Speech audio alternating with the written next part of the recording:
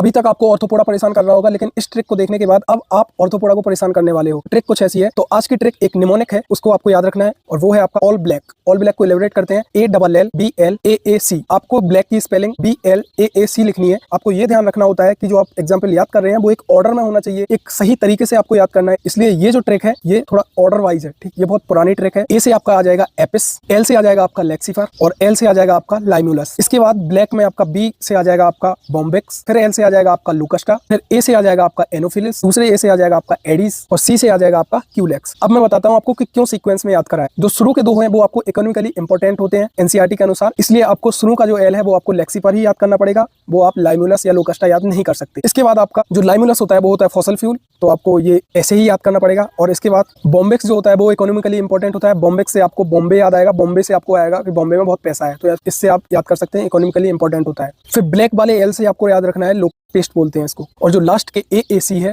वो एक तरीके के वेक्टर होते हैं, ठीक है। तो इस तरीके से आप इसके एग्जाम्पल याद कर सकते हैं। All the best.